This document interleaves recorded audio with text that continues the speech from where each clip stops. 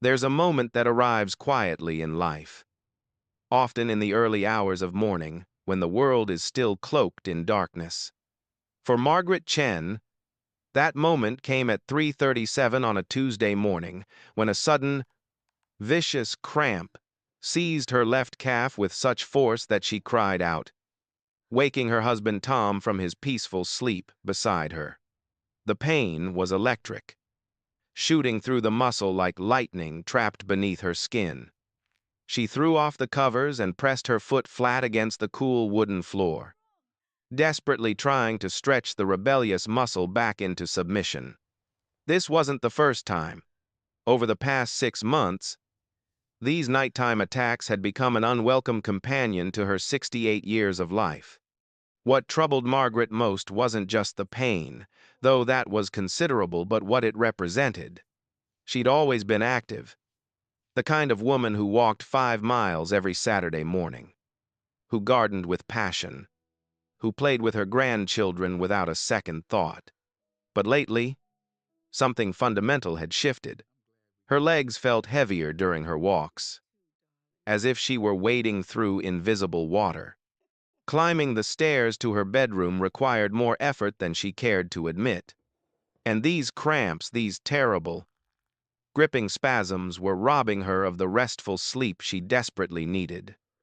Tom switched on the bedside lamp, his weathered face creased with concern. They'd been married for 43 years, and he knew his wife well enough to recognize when something was genuinely wrong.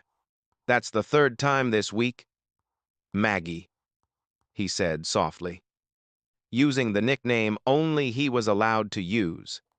"Maybe it's time we stopped pretending this is normal." Margaret wanted to argue, to insist she was fine, but the truth sat heavy in her chest. She wasn't fine. She was tired, not just physically, but tired of feeling like her own body was betraying her. The next morning, she made an appointment with Dr. Sara Patel, a family physician known for taking time with her older patients and truly listening to their concerns. Dr. Patel's office smelled of lavender and had windows that let in streams of natural light, immediately putting Margaret at ease. After a thorough examination and some blood work, the doctor pulled her chair close and spoke in that direct, yet compassionate way that made her such a beloved figure in the community. "Margaret, what you're experiencing is incredibly common, but that doesn't mean it's something you have to accept." Dr. Patel began, her dark eyes warm with understanding. "Your blood tests show that your potassium and magnesium levels are on the lower end of normal. Not deficient exactly, but not optimal either. Combined with the natural changes that happen in our muscles as we age, this creates the perfect storm for what you're experiencing: the cramps, the weakness, the fatigue." She went on to explain that after age 65, muscle tissue naturally begins to decline in both quality and quantity, a process scientists call sarcopenia. The word itself sounded somehow menacing to Margaret's ears. Dr. Patel pulled up a diagram on her computer screen, showing how muscle fibers change over time, how the communication between nerves and muscles can become less efficient, how the very architecture of strength slowly erodes if we don't actively work to maintain it. "But here's what I want you to understand," Dr. Patel continued, her voice taking on a note of genuine excitement that caught Margaret's attention. "Recent research has given us tremendous insight into how we can fight back against this. It's not about accepting decline, it's about understanding what your body needs and giving it the tools to stay strong. Your legs, Margaret, are telling you a story. They're asking for help. And the beautiful thing is, we can answer that call." Over the next hour, Dr. Patel outlined an approach that wasn't about pills or quick fixes, but about understanding the fundamental relationship between nutrition, movement, and the aging body. She talked about how certain foods could literally change the way Margaret's muscles functioned, how specific nutrients could reduce those nighttime cramps and restore the energy she'd been missing. It wasn't magic, it was science, practical and accessible, rooted in understanding that had been building over decades of research. Margaret left that appointment with something she hadn't felt in months, hope mixed with curiosity. Dr. Patel had given her homework to start keeping a food diary, to pay attention to what she ate and how her body responded, and to begin incorporating specific foods that had been shown to support muscle and leg health in older adults. The doctor also gave her a small notebook with information about various nutrients and their sources, encouraging Margaret to think of food as medicine, perhaps the most powerful medicine available. That evening, Margaret sat at her kitchen table with Tom, spreading out Dr. Patel's notes and the articles she'd printed for her. They decided to approach this as a team, the way they'd approached everything in their marriage together.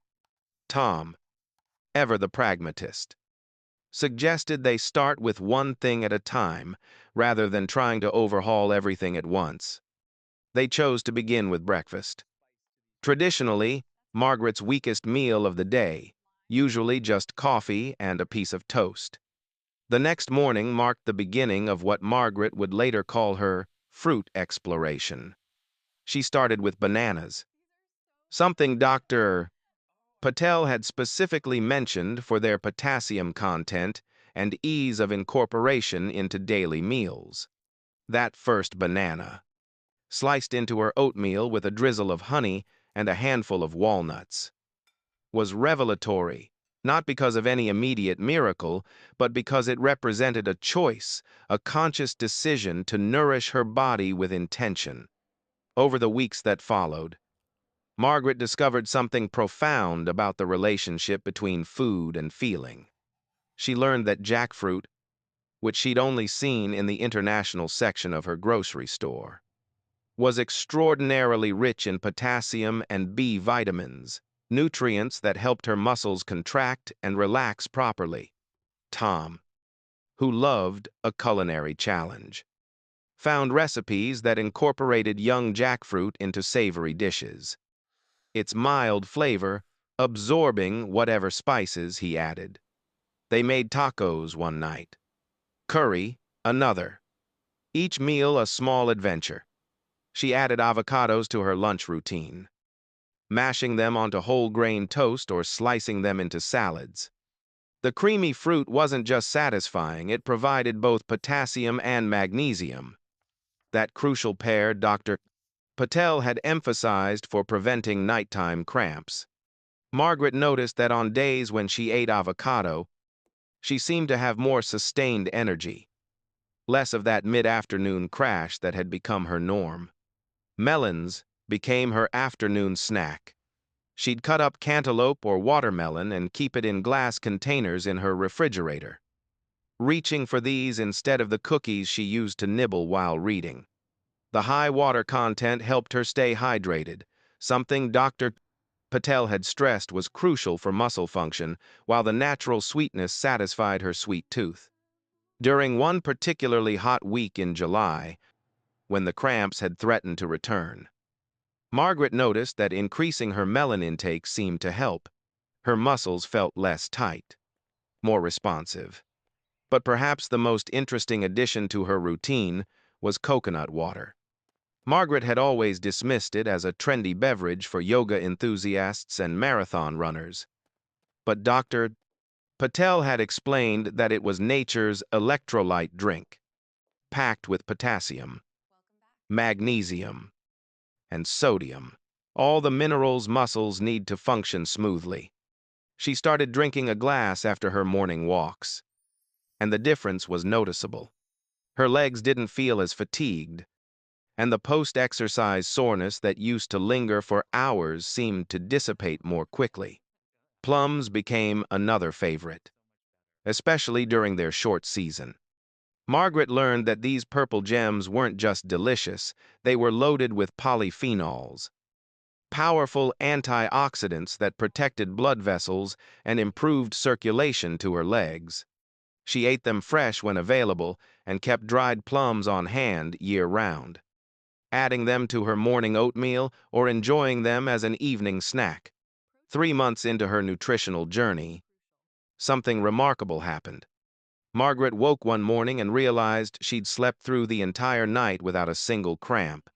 She lay still for a moment, almost afraid to move, testing each leg gently to see if the familiar tightness was lurking. Nothing. Her muscles felt normal, relaxed, responsive. She got up and walked to the bathroom, noticing how much lighter her legs felt, how much easier the movement was. That afternoon, she called Dr. Patel's office to schedule a follow-up appointment. She wanted to share her progress, but also to learn more. The changes she'd experienced with food alone had been significant, but she sensed there was more to understand about supporting her aging body. At her appointment, Dr. Patel beamed when she heard about Margaret's improvement. "This is exactly what I hoped would happen," she said, pulling up Margaret's latest blood work results. "Look at this. Your potassium and magnesium levels have moved into the optimal range." But Margaret, "You've achieved something even more important than better lab numbers. You've learned to listen to your body and respond to what it needs. That skill, that awareness is going to serve you for the rest of your life." Then Dr. Patel introduced the next layer of understanding. "While the fruits and vegetables you've been focusing on are crucial, and I want you to keep eating them, there are some additional nutrients that become increasingly important as we age. These are substances that can help preserve and even build the muscle tissue you need to stay strong and independent." She explained that protein requirements actually increase with age, contrary to what many people believe. The body becomes less efficient at using protein to repair and build muscle, a phenomenon called anabolic resistance. This means older adults need more high-quality protein at each meal to trigger the muscle-building response that younger people achieve easily. "Think of it this way," Dr. Patel said, using an analogy that Margaret found helpful. "When you were 30, your body was like a well-oiled machine. You could eat 15 grams of protein at lunch, and your muscles would snap to attention and use it efficiently. Now, at 68, your body needs a stronger signal, more like 25 to 30 grams per meal, to achieve the same muscle-building effect. It's not about eating more total protein necessarily, but about distributing it throughout the day and making sure each meal has enough to matter." Margaret had always thought of protein as something for bodybuilders or athletes, but Dr. Patel helped her understand its critical role in preventing the muscle loss that leads to frailty. She learned about leucine, a specific amino acid found abundantly in foods like Greek yogurt, eggs, chicken, and fish, which acts almost like a biological switch to turn on muscle protein synthesis. Foods rich in leucine were like sending a clear message to her muscles: keep building, keep strengthening, keep fighting the decline. The doctor also introduced her to omega-3 fatty acids, those beneficial fats found primarily in cold water fish like salmon, mackerel, and sardines. Dr. Patel explained that omega-3 seconds weren't just good for heart health, though they certainly were, but also played a crucial role in reducing the chronic low-grade inflammation that contributes to muscle loss and joint pain in older adults. These fats helped improve blood flow to the legs, nourished nerve cells, and could even help preserve the sensation in her feet and lower legs, reducing the risk of neuropathy. "My recommendation," Dr. Patel said, "is to aim for fatty fish at least twice a week. If you don't like fish or can't eat it regularly, we can discuss a high-quality fish oil supplement. The research suggests that around 1 to 2 grams of combined EPA and DHA daily can make a real difference in muscle function and overall health. Margaret had never been much of a fish eater, but Tom was enthusiastic about expanding their cooking repertoire. They started with salmon, which Tom baked with lemon and herbs, served alongside roasted vegetables. To Margaret's surprise, she enjoyed it. They experimented with different preparations: grilled mackerel with a spicy rub, sardines on toast with tomatoes and capers. Each meal felt like an investment in her future strength, but perhaps the most intriguing nutrient Dr. Fest Patel discussed was collagen. Margaret had heard of collagen in the context of skin creams and anti-aging beauty products, but she'd never considered it as something you might eat for your joints and connective tissues. Collagen is the most abundant protein in your body, Dr. Patel explained, and it forms the structural framework for your joints, tendons, ligaments, and even the fascia that surrounds your muscles. After age 30, your natural collagen production declines about 1% per year. By the time you're in your late 60s, you've lost a significant amount of this structural support, which is why joints can become stiff and painful, why tendons don't have the same elasticity they once did.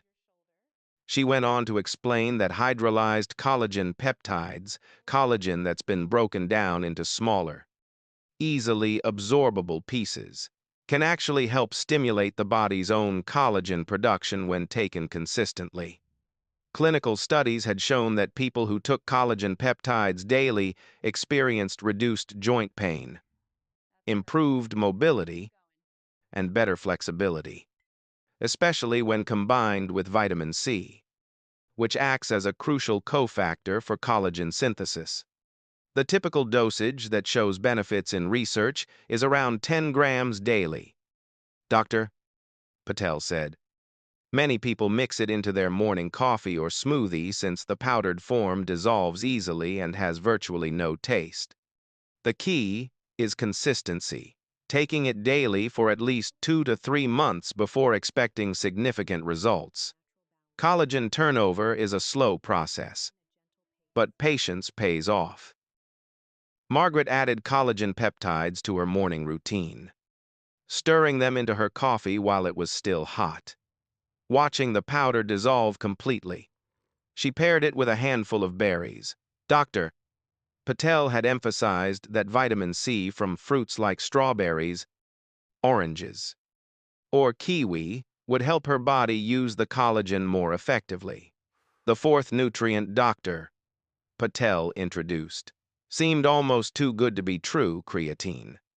Margaret had seen it advertised in the sports nutrition section of her pharmacy and had always assumed it was only for young athletes and weightlifters. But Dr.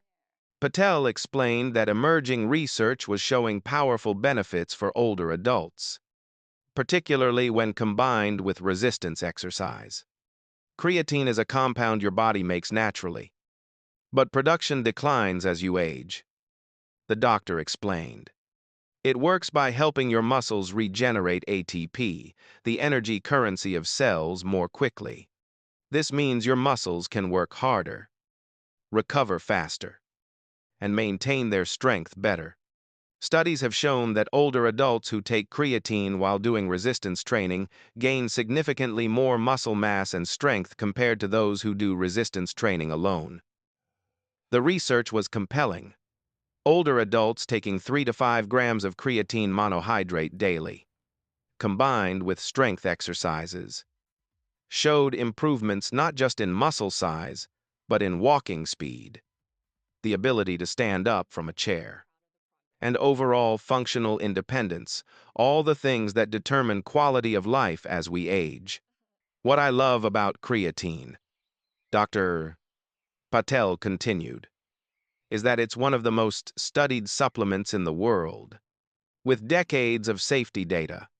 It's inexpensive, effective, and the benefits extend beyond just muscle. There's emerging evidence it may help with cognitive function and memory as well. For someone your age, looking to maintain independence and vitality, it's worth considering. Margaret was cautious by nature, so she did her own research, reading articles and studies. Dr. Patel recommended. The evidence was persuasive. She started taking 5 grams of creatine monohydrate each morning, dissolved in water with a splash of orange juice. Within a few weeks, she noticed something interesting. Her legs felt more ready during her walks, as if they had more energy in reserve. The fatigue that used to set in after the first mile seemed to arrive later, if at all. But nutrition alone, Dr. Patel emphasized during a subsequent appointment, was only half the equation. Margaret's muscles needed more than just the raw materials to stay strong. They needed to be challenged, used, asked to work in ways that triggered them to maintain and build strength. Think of it this way, Dr. Patel said, using another vivid analogy. Imagine you're a master carpenter who's just received a delivery of the finest wood, the best nails, the most precise tools. But if you never actually build anything, if you just let those materials sit in your workshop, what good are they? Your muscles are the same. We're giving them premium fuel, but they need the stimulus of movement and resistance to put that fuel to use. She referred Margaret to a physical therapist named James Rodriguez, who specialized in working with older adults. James had a gift for making strength training feel accessible rather than intimidating. When Margaret arrived for her first session, nervous and self-conscious, he immediately put her at ease. "Forget everything you think you know about exercise," he said with a warm smile. "We're not training for a marathon or trying to set any records. We're simply teaching your body to remember how strong it can be. And trust me, it's stronger than you think." James started Margaret with body weight exercises, movements that used her own body as resistance. Sit to stand exercises from a chair taught her legs to support her weight effectively. Wall push-ups strengthened her arms and core. Simple leg lifts while holding onto a counter engaged the muscles in her thighs and hips. Each movement was deliberate, controlled, focused on form rather than repetition. The magic isn't in doing 100 repetitions, James explained as he watched Margaret perform a squat, correcting her posture gently. It's in doing 10 really good ones, where your muscles are truly working. Your balance is engaged, and you're building both strength and neural connections. Your brain and muscles are relearning how to work together efficiently. Over the months, James gradually increased the challenge. He introduced resistance bands, colorful, stretchy strips that provided varying levels of tension. Margaret started with the lightest band, but as her strength grew, she progressed to stronger ones. The exercises themselves were simple bicep curls, shoulder presses, leg extensions, but their impact was profound. Her muscles responded to the challenge by getting stronger, more defined, more capable. Balance training became another crucial component. James had Margaret stand on one foot while holding onto a chair, gradually building up the time she could maintain the position. They practiced walking heel to toe in a straight line. They did gentle Tai Chi movements that required her to shift her weight smoothly and maintain control, balance. James explained, wasn't just about not falling, it was about confidence, about moving through the world with assurance rather than fear. Many older adults fall not because they trip, he said, but because when they do trip, their muscles can't react quickly enough to catch them. We're training your muscles to be reactive, to have both the strength and the speed to protect you. Margaret also learned the importance of flexibility. James taught her stretches for her hamstrings, calves, and hip flexors muscles that tend to tighten with age, contributing to the stiffness and limited range of motion that makes movement feel harder than it should. She stretched in the morning when she woke up, again after her walks, and before bed. These few minutes of gentle pulling and holding made her body feel more fluid, more responsive, younger, somehow. 6 months into her journey, Margaret experienced a moment that crystallized everything she'd been working toward. She was at the playground with her 5-year-old grandson, Lucas, who begged her to push him on the swing. As she stood behind him, hands on the small of his back, pushing him higher and higher into the air, she realized something extraordinary. She wasn't tired. Her legs weren't aching. She wasn't counting down the minutes until she could sit down. She was simply present, joyful, participating fully in life without her body holding her back. That evening, as she recounted the experience to Tom, tears came unexpectedly. "I thought I was getting old," she said quietly. "I thought this was just what happened, that you slow down. You get weaker. You accept limitations. But it's not inevitable. Is it? What we eat matters. How we move matters. The choices we make every single day matter." Tom pulled her close, and they sat together in the gathering dusk, both reflecting on the transformation they'd witnessed. Margaret hadn't just changed her diet or started exercising, she'd fundamentally altered her relationship with her aging body, moving from resignation to agency, from passive acceptance to active participation in her own health. But Dr. Patel had emphasized one more crucial element that Margaret was still learning to master: the role of rest and recovery. In her enthusiasm, Margaret had initially tried to do too much, exercising every day, sometimes twice a day, believing that more was always better. But she began noticing that her muscles felt perpetually tired, that her progress seemed to stall. At her next appointment, she mentioned this to Dr. Patel, who nodded knowingly.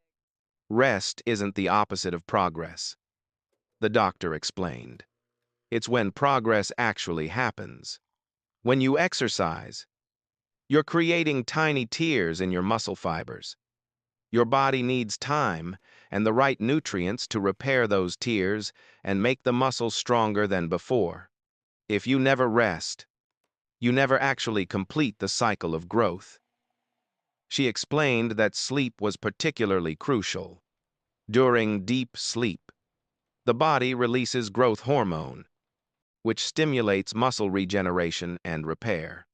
Poor sleep, whether from too little time in bed or too many disruptions, interferes with this process, making it harder to build and maintain muscle mass.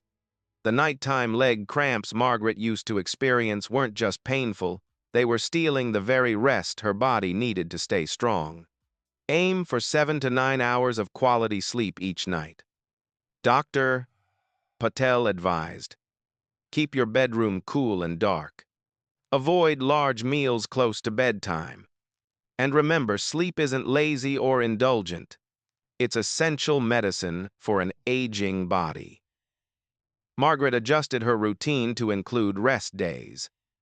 Days when she did gentle stretching and walking, but no resistance training. She paid more attention to her sleep, going to bed earlier, keeping her bedroom cooler, avoiding the screen time that used to keep her scrolling on her phone well into the night. She noticed that on days after good sleep, her workouts felt easier. Her muscles responded better. Her energy lasted longer. Hydration, too, became a focal point. Dr. Patel had explained that muscles are nearly 70% water, and even mild dehydration can impair their function. making them more prone to cramping and fatigue. The old advice to wait until you're thirsty isn't reliable for older adults, whose thirst response weakens with age. Instead, Margaret learned to drink water consistently throughout the day, keeping a reusable bottle with her always, taking sips even when she didn't feel particularly thirsty. She discovered that she enjoyed herbal teas, chamomile in the evening, peppermint in the afternoon, which counted toward her hydration goals while providing variety. On hot days, she made sure to drink extra water and ate water-rich foods like cucumbers, tomatoes, and of course, those melons she'd come to love. Her urine became a reliable indicator. Pale yellow meant she was well hydrated. Darker yellow meant she needed to drink more. As the seasons turned and a full year passed since that first nighttime cramp had sent her to Dr. Patel, Margaret found herself reflecting on the journey. She'd learned that aging wasn't a passive descent into frailty, but an active process that responded to how she treated her body. She discovered that her legs, those faithful servants that had carried her through nearly 7 decades of life, weren't beyond help. They could still be strong, still be reliable, still carry her forward into whatever years remained. The changes hadn't always been easy. There were days when she didn't want to do her exercises, mornings when sleeping in seemed more appealing than getting up for her walk. There were times when a cookie seemed more attractive than an avocado, when ordering takeout would have been simpler than preparing salmon with vegetables. But she'd learned to think beyond the moment, to consider how her choices would impact not just today, but tomorrow, next week, next year. One evening, Margaret attended a community talk at the local senior center where Dr. 12 Patel was speaking about healthy aging. As she sat in the audience, listening to the doctor outline the very principles that had transformed her own life, she felt a surge of gratitude mixed with urgency. Looking around the room, she saw so many people like herself, or rather, like she used to be, people who assumed that weakness, pain, and limitation were simply the price of growing older. During the question period, Margaret raised her hand and shared her story. She talked about the cramps, the weakness, the fear of losing her independence. She described the changes she'd made, the fruits that replenished her electrolytes, the protein that preserved her muscle, the collagen that supported her joints, the creatine that gave her energy, the resistance training that made her strong. She spoke about how these weren't separate interventions, but parts of an integrated approach to supporting the aging body. "I'm not telling you this to brag," she said, her voice steady and clear. "I'm telling you because I wish someone had told me sooner. I wish I'd known that I didn't have to accept decline, that my body was still capable of remarkable things if I gave it what it needed and asked it to work in the right ways. If my story can help even one person avoid the months of pain and limitation I experienced, then sharing it is worth any embarrassment I might feel." The applause that followed was warm and sustained. Afterward, several people approached her, asking questions, seeking advice, sharing their own struggles with aging legs and diminishing strength. Margaret gave them Dr. Patel's card, encouraged them to start their own journeys, reminded them that it was never too late to make changes that mattered. In the months and years that followed, Margaret became an informal ambassador for healthy aging in her community. She started a walking group that met 3 mornings a week, gradually incorporating bodyweight exercises into their routine. She shared recipes, swapped stories about the challenges and victories of maintaining strength and mobility as the years advanced. She listened to other people's experiences, learned from their adaptations and innovations, and in turn shared what had worked for her. Through all of this, Margaret maintained her routine not with religious rigidity but with flexible commitment. She ate her banana with breakfast most mornings, ensuring she got that potassium boost to start her day. She snacked on melon in the afternoons, prepared salmon or other fatty fish twice weekly, added collagen to her morning coffee, took her creatine consistently. She exercised 3 to 4 times per week, mixing resistance training with walking and stretching. She prioritized sleep and hydration, understanding these weren't luxuries, but necessities. But perhaps most importantly, she'd learned to listen to her body with compassion and attention. When her legs felt unusually tired, she rested rather than pushing through. When a particular food seemed to make her feel better, more energized, less achy, she ate it more often. When a movement caused pain rather than the productive discomfort of muscle work, she modified it or stopped entirely. She developed what Dr. Patel called body literacy, the ability to read and respond to the signals her body was constantly sending. Now, as she approached her 71st birthday, Margaret could look back at the scared, cramping woman of 3 years ago with both compassion and wonder. That woman had felt her body betraying her, had believed that decline was inevitable, had resigned herself to a future of limitation and pain. This woman, the one she'd become, understood that while aging was inevitable, the way she aged was largely within her control.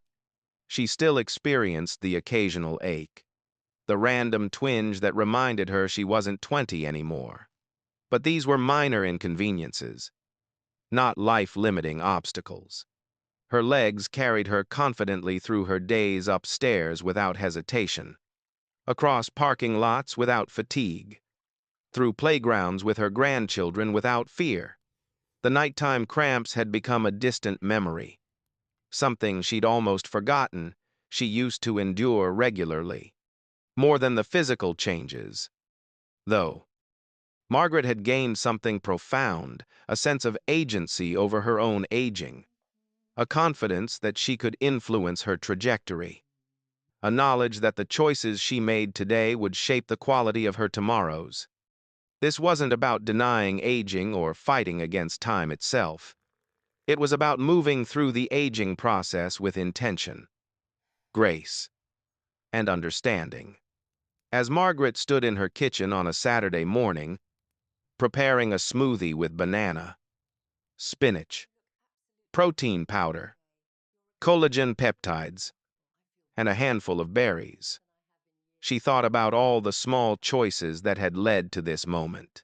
Each piece of fruit, each exercise session, each night of good sleep was an investment in her future self, a gift she gave to the woman she would be at 75, 80, even 90 if she was fortunate enough to live that long. Tom came into the kitchen, drawn by the sound of the blender. He'd been on this journey with her, strengthening his own aging body alongside hers. "Ready for our walk?"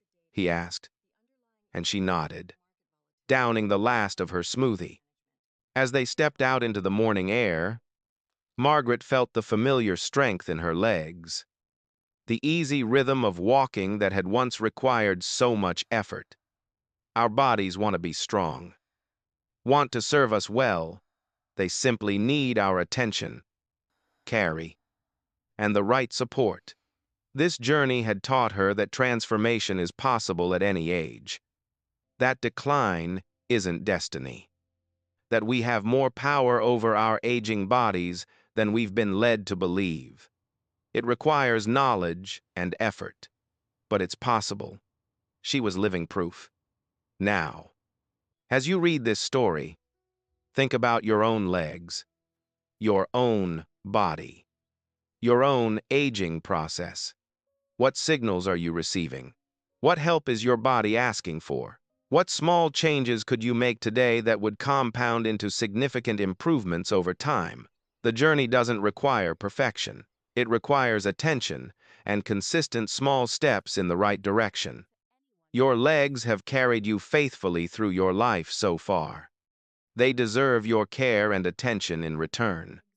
They deserve the nutrients that help them function smoothly, the potassium from fruits, the protein from quality sources, the omega-3 seconds from fish, the collagen that supports your joints, perhaps even the creatine that gives them energy.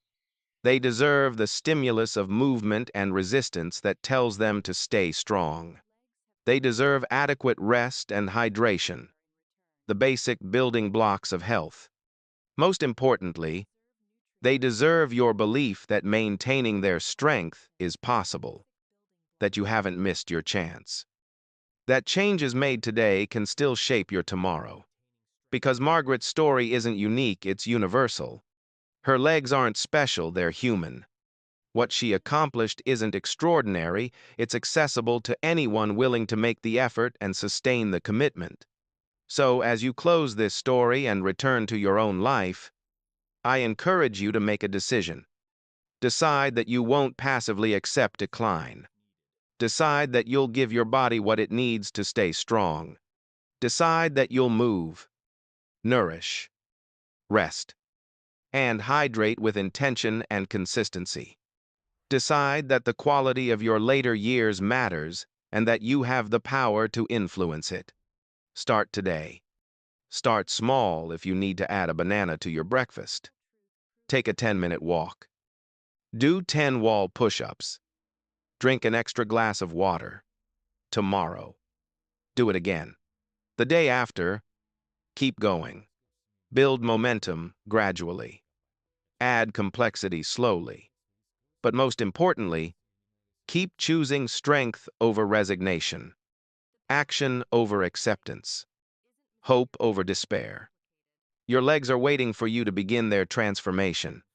Your future self is waiting for you to make the choices that will make their life fuller, richer, more capable.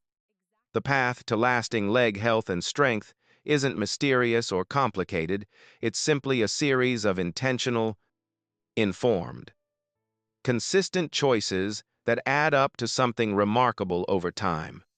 Margaret found her path. Now it's time to find yours. The journey begins with a single step, which, when you think about it, is exactly what strong, healthy legs are designed to do.